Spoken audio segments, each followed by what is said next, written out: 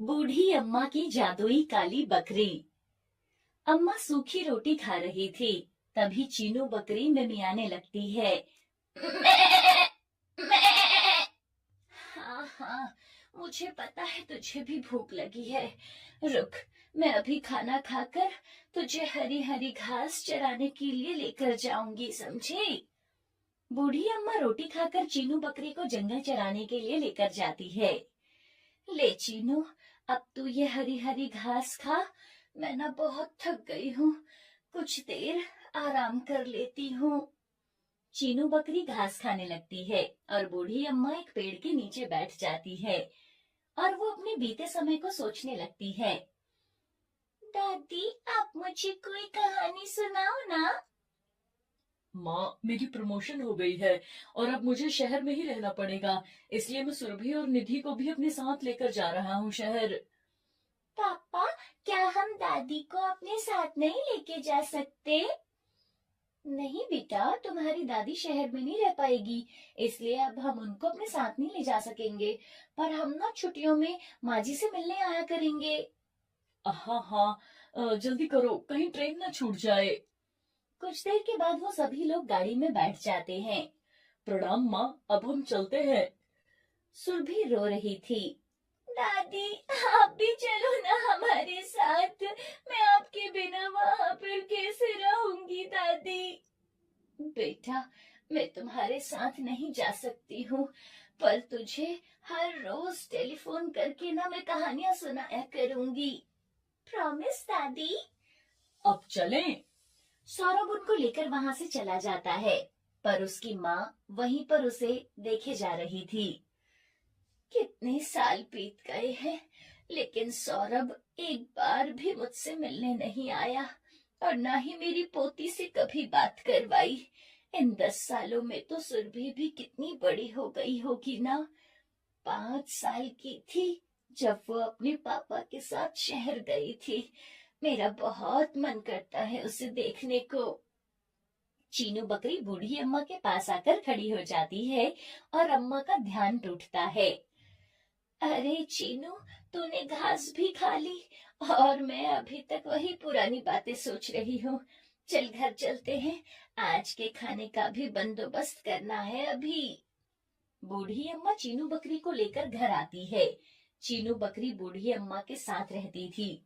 जब उसका बेटा हमेशा के लिए शहर चला गया था, तब अम्मा बहुत अकेले हो गई थी। इसलिए अम्मा ने एक छोटी सी बकरी पाल रखी थी।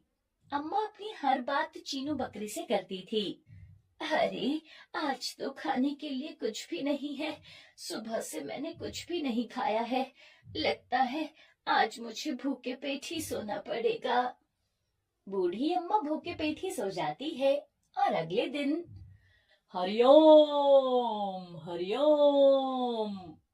अम्मा घर के बाहर आती है। अम्मा जी, कुछ खाने के लिए दे दीजिए। बाबा, मैंने खुद कल से कुछ भी नहीं खाया है, आपको क्या खिलाऊंगी? मुझे माफ करना बाबा, मेरे पास कुछ नहीं है। कोई बात नहीं माई। माई, ये बकरी। हाँ बाबा, ये मेरी चीनू बकरी है, मेरे साथ रहती है। ये बकरी साधारण नहीं है। बस यूं समझ लीजिए अम्मा, अब आपके अच्छे दिन शुरू होने वाले हैं। हरिओम हरिओम। साधु बाबा वहां से चला जाता है और अम्मा चीनू को देखकर कहती है, पता नहीं साधु बाबा ने ऐसा क्यों कहा कि तुम एक साधारण बकरी नहीं हो। चीनू मिमियाने लगती है। अरे अम्मा जी, ये कुछ खाना है। हमारे घर ना कन्या पूजन था, तो मैंने सोचा आपको भी दे दूं। अम्मा बहुत खुश हो जाती है। अरे बेटी, भगवान तुम्हारा भला करे। तुझे पता है, मैं कल से भूखी थी। अम्मा सरिता से खाना ले लेती है और घर के अंदर जाकर खाना खाने लगती है। ऐसे ही बूढ़ी अम्मा की अब कोई ना कोई मदद कर देता था। कुछ समय से चीनू बकरी गर्भवती थी। अरे अम्मा जी, आज चीनू बड़ी ही सुस्त लग रही है। हाँ बेटी, सुबह से ये घास भी नहीं खा रही है। एक काम कीजिए अम्मा जी, वैद्य जी को ना एक बार दिखा लीजिए। हाँ, तुम सही कह रही हो बेटी। अम्मा वैद्य को बुलाने के लिए चली जाती है। अम्मा वैद्य को चीनू बकरी की स्थिति के बारे में बताती है और अम्मा वैद्य को लेकर आती है। ये बकरी गर्भवती है और मुझे लगता है ये कभी भी माँ बन सकती है। सुबह से शाम हो गई थी। चीनू बकरी 2 मेमनों को जन्म देती है। अरे, ये कितनी प्यारी है और कितने हष्ट पुष्ट भी है। चीनू बकरी के थन से अपने आप ही दूध निकलने लगा था। अरे, ये क्या चीनू, अपने आप तू दूध कैसे दे रही है? एक काम करती हूँ, बाल्टी लेकर आती हूँ। अम्मा बाल्टी लेकर आती है और चीनू बकरी बाल्टी भरकर दूध देती है। अरे, अभी भी दूध निकल रहा है। ये सब क्या हो रहा है? अम्मा एक और बाल्टी लेकर आती है और वो भी दूध से भर जाती है। ऐसे ही 5 बाल्टी दूध की भर जाती है। तभी अम्मा को साधु बाबा वाली बात याद आती है। साधु बाबा की बात सच थी। चीनू साधारण नहीं है। मुझे तो लगता है ये कोई जादुई बकरी है। लेकिन मैं इतने सारे दूध का क्या करूंगी? चीनू मिमियाने लगती है। मैं समझ गई। मैं सुबह ये दूध बेचने के लिए जाऊंगी। अगले दिन अम्मा दूध बेचने के लिए चली जाती है। अरे अम्मा जी, इतना सारा दूध कहाँ से लेकर आ गई आप? अरे बेटी, वो मैंने बकरी पाल रखी थी ना, कल ही वो माँ बनी है। उसने मुझे पूरे 5 बाल्टी दूध दिया है, तो मैंने सोचा कि मैं इतने सारे दूध का क्या करूंगी, इसीलिए मैं दूध बेचने के लिए आ गई। क्या 5 बाल्टी दूध? अरे अम्मा जी, इतना दूध तो हमारी गाय भी नहीं देती जितना दूध तुम्हारी बकरी ने दे दिया है। अम्मा सारा दूध बेच देती है और दूध बेचकर जो पैसे कमाए थे उससे वो अपने लिए घर का राशन लेती है। अरे अम्मा जी, मैं उधार नहीं करूंगा। अरे बेटा, मैं तुम्हें नगद पैसे ही दूंगी। अम्मा उसे पैसे देकर वहां से चली जाती है। तभी वहां लोग आपस में बातें करने लगते हैं। क्या भाई, तुम सच कह रहे हो? हाँ भाई, अम्मा की बकरी तो जादुई है, जादुई। चीनू बकरी की बात सुनकर हरिया के मन में लालच आ जाता है। अरे भाग्यवान, तुमने सुना आज गांव में क्या चर्चा हो रही है? हाँ जी, मुझे सरिता ने बताया कि बूढ़ी अम्मा की बकरी ना जादुई बकरी है। हाँ सुमन, मैं सोच रहा था कि अगर वो बकरी हमारी हो जाए तो। हाँ जी, फिर देर किस बात की, हम ना आज रात को ही अम्मा की बकरी चुरा लेंगे। रात हो गई थी। चीनू, अब तुम भी आराम कर लो, मैं भी आराम करने जा रही हूँ। अम्मा घर के अंदर चली जाती है और वो दोनों पति पत्नी चीनू को चुराने के लिए आ जाते हैं। जी, देख क्या रहे हो? वो जादुई बकरी बैठी हुई है, तुम ना जल्दी से उसे खोल दो। हरिया चीनू की रस्सी खोल देता है। तभी दोनों मेमने मिमियाने लगते हैं। मैं। अरे चुप करो। सुमन जैसे ही छड़ी से उन दोनों को मारने लगती है, तभी चीनू उसे जोर की टक्कर मारती है। अरे तेरी इतनी हिम्मत! चीनू बकरी हरिया को भी जोर से टक्कर मारती है। उन दोनों के चिल्लाने की आवाज से अम्मा और बाकी के गांव वाले भी इकट्ठा हो जाते हैं। चोरी करने के अपराध में तुम दोनों को अम्मा से माफी मांगनी होगी।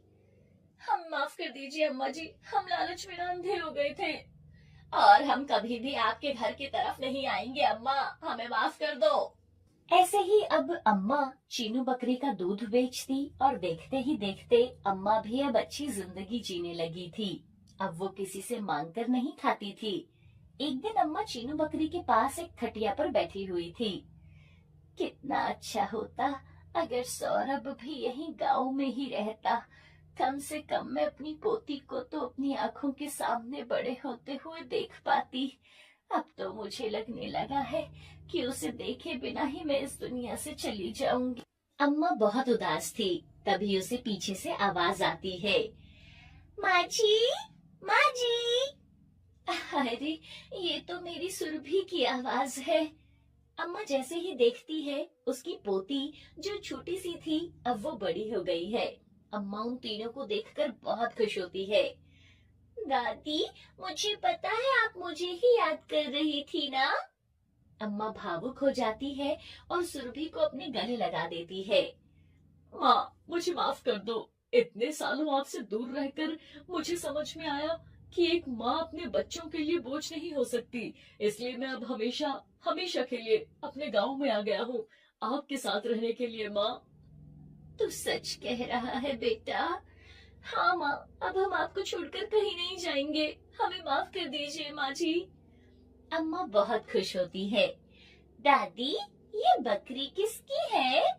सुरभि बेटा, ये चीनू बकरी है। तुम लोगों के जाने के बाद यही मेरे जीने का सहारा बनी थी। चीनू कोई साधारण बकरी नहीं, बल्कि जादुई बकरी है। साधु बाबा की हर बात सच थी कि ये बकरी मेरी जिंदगी में खुशियों की एक नई बहार लेकर आएगी।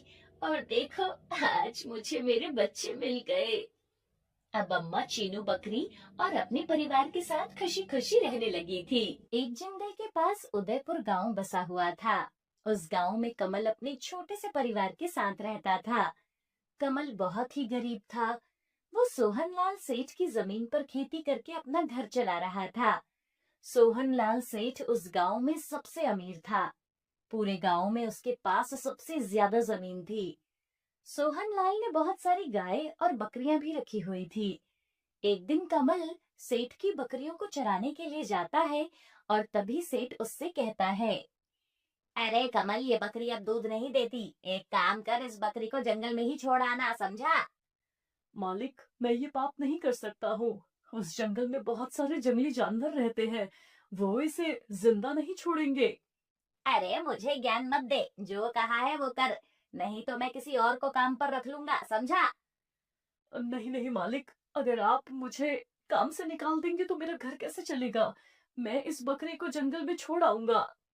ठीक है, अब जल्दी से जा। इतना कहकर सेठ वहां से चला जाता है। कमल मजबूर होकर सारी बकरियों को जंगल में चराने के लिए ले जाता है। जंगल में जाते जाते वो यही सोच रहा था कि वो मुनमुन को कैसे छोड़ेगा, वो भी इस भयानक जंगल में। कमल जंगल में पहुंच जाता है और सारी बकरियां घास चरने लगती है। दोपहर का समय था। मुझे माफ कर देना मुनमुन, मैं भी मजबूर हूँ। कमल दुखी मन से मुनमुन को वहीं जंगल में छोड़कर बाकी सारी बकरियों को वापस ले आता है। कमल उन सभी को सेठ के बाड़े में बंद करके अपने घर आ जाता है। क्या हुआ जी, आप बहुत दुखी लग रहे हो? अरे भाग्यवान, आज मैं एक पाप का भागीदार बन गया हूँ। ये आप क्या बोल रहे हैं जी? कमल उसे सारी बात बताता है। जी, आपने ये बिल्कुल सही नहीं किया। अगर उस जंगल में कोई जंगली जानवर उसे खा गया तो? मैं क्या करता पूनम, मेरे पास कोई चारा नहीं था। अगर मैं उसे जंगल में नहीं छोड़ता तो सेठ मुझे काम से निकाल देता। अगर सेठ को उस बकरी से इतनी ही दिक्कत थी तो आप उसे अपने घर ले आते ना। हाँ पापा, मेरी टीचर कहती है कि हमें कभी भी गलत काम नहीं करना चाहिए। अपनी बेटी और पत्नी की बातें सुनकर कमल को अपनी गलती पर पछतावा होता है और वो वापस जंगल में मुनमुन को लाने के लिए चला जाता है। मुनमुन, मुनमुन, कहाँ हो तुम मुनमुन? कमल जंगल में मुनमुन को पुकार रहा था। वो बहुत डरा हुआ था कि कहीं मुनमुन को किसी जंगली जानवर ने तो नहीं खा लिया होगा। कमल उसे पुकारता हुआ बहुत आगे तक चला जाता है। तभी वो देखता है कि मुनमुन घास चरकर एक जगह बैठी हुई थी। कमल जल्दी से उसके पास जाता है। अरे मुनमुन, तुम यहाँ? मुनमुन भी कमल को देखकर खड़ी हो जाती है और मिमियाने लगती है। कमल उसे देखकर बहुत खुश होता है। मुझे माफ कर दे मुनमुन, मैं तुम्हें अपने साथ अपने घर लेने के लिए आया हूँ। और फिर कमल मुनमुन को अपने घर ले आता है। जी, आप इसे ना हमारे पुराने वाले बाड़े में बंद कर दो। कमल मुनमुन को बांध देता है। अब कमल और उसकी पत्नी पूनम मुनमुन का अच्छे से ध्यान रखते हैं। एक दिन मुनमुन बैठी हुई थी और घास नहीं खा रही थी। जी, आज ना मुझे मुनमुन ठीक नहीं लग रही है। आप एक काम कीजिए ना, वैद्य जी को बोलकर लेकर आइए ना। कमल वैद्य को बुलाकर लाता है। आप लोगों के लिए एक खुशी की बात है, ये बकरी गर्भवती है और कुछ ही दिनों में ये माँ बनने वाली है। कमल और पूनम ये बात सुनकर बहुत खुश होते हैं। जब से उनको मुनमुन के गर्भवती होने की बात पता चली थी, तब से वो मुनमुन का बहुत ध्यान रखते थे। एक रात मुनमुन दो छोटे से मेमनों को जन्म देती है। अरे पूनम देखो तो, हमारी मुनमुन ने 2 मेमनों को जन्म दिया है। हाँ जी, ये देखने में कितने प्यारे लग रहे हैं ना। अगली सुबह पूनम मुनमुन का दूध निकाल रही थी। तभी वो देखती है कि मुनमुन ने तो 5 बाल्टी भर के दूध दे दिया है। अरे इतना सारा दूध! मुनमुन, तूने तो हमें 5 बाल्टी भरकर दूध दिया है। ये तो कोई जादू ही हो सकता है। जी सुनिए, हमारे मुनमुन ने 5 बाल्टी दूध दिया है। मुझे तो ये कोई आम बकरी नहीं लगती जी। पूनम और कमल समझ जाते हैं कि मुनमुन कोई साधारण बकरी नहीं है, बल्कि जादुई बकरी है। कमल दूध बेचने का काम शुरू कर देता है। मुनमुन का दूध बेचकर कमल भी अब अच्छा जीवन यापन करने लगा था। पूनम, मैं क्या कह रहा था कि मुनमुन और भी ज्यादा दूध देने लगी है। क्यों ना हम एक मिठाई की दुकान खोल लें? जी ये विचार तो बहुत अच्छा है। हम मुनमुन के दूध से बनी मिठाइयाँ बेचा करेंगे जी। कमल एक मिठाई की दुकान खोल लेता है और देखते ही देखते कमल की मिठाई की दुकान बहुत मशहूर होने लगती है और कमल पूरे गांव में सबसे अमीर आदमी बन गया था।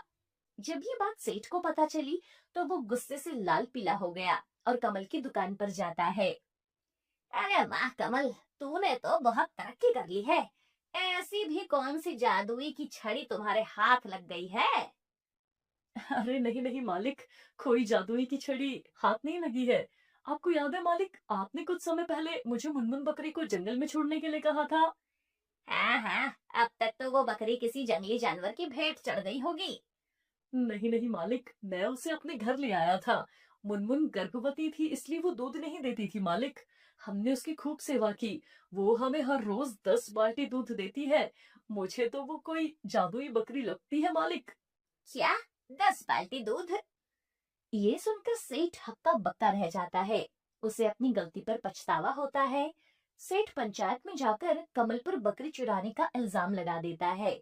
अगले दिन कमल को पंचायत में बुलाया जाता है। कमल, सोहन लाल सेठ ने तुम पर इल्जाम लगाया है कि तुमने उसकी बकरी चुराई है, वो भी ज्यादा दूध देने वाली। नहीं नहीं सरपंच जी, मैंने कोई बकरी नहीं चुराई थी। बल्कि सेठ जी ने मुझे मुनमुन को जंगल में छोड़ने के लिए कह दिया था। ऊपर से मुझे ये भी कहा था कि अगर मैं मुनमुन को जंगल में नहीं छोड़ूंगा तो ये मुझे काम से निकाल देंगे। मैंने मुनमुन को जंगल में नहीं छोड़ा था, बल्कि उसे अपने साथ अपने घर ले आया था। और उसकी हम दोनों पति पत्नी ने खूब अच्छे से सेवा की थी सरपंच जी। सोहन लाल, कमल जो कह रहा है क्या वो सच है? सेठ हिचकिचाता हुआ कहता है। जी जी सरपंच जी, लेकिन उस बकरी पर मेरा हक है ना। उसका असली मालिक तो मैं ही हूँ। तुम्हारा उस बकरी पर कोई हक नहीं है, ना ही तुम उस बकरी के मालिक हो। तुमने तो उसे जंगल में छोड़ने को कह दिया था। और वैसे भी मारने वाले से बड़ा बचाने वाला होता है। कमल ने उस बकरी की जान बचाई थी, तुम जैसे इंसान से वो भी। तो पंचायत ये फैसला सुनाती है कि वो बकरी कमल और उसके परिवार की ही रहेगी। पंचायत कमल के हक में फैसला सुनाती है, लेकिन सेठ को ये फैसला मंजूर नहीं था। इसलिए वो गुस्से से वहां से चला जाता है और एक दिन सेठ के आदमी मुनमुन को चुरा लेते हैं। अगले दिन जब पूनम मुनमुन का दूध निकालने के लिए गई तो वो देखती है कि मुनमुन तो वहां पर थी ही नहीं। जी हमारी मुनमुन ना बाड़े में नहीं है, पता नहीं कहाँ चली गई होगी जी। मुझे तो लगता है पूनम, ये जरूर उस लालची सेठ का काम है। देखा नहीं उस दिन पंचायत में वो सरपंच जी के फैसले पर कितना नाराज हो गया था। चलो हम मुनमुन को लेकर आते हैं जी। कोई फायदा नहीं है भाग्यवान, वो हमें मुनमुन को कभी नहीं देगा। जी मैं मुनमुन को ऐसे नहीं छोड़ सकती हूँ। मैंने उसे अपनी सुरभि की तरह पाला था। तुम भगवान पर भरोसा रखो पूनम, देखना एक दिन सेठ खुद ही हमें मुनमुन को लौटा देगा। और इधर सेठ के आदमी दिन रात मुनमुन से दूध निकालते रहते थे और उसका बिल्कुल भी ख्याल नहीं रखते थे। 2 दिन के बाद मुनमुन दूध देना बंद कर देती है।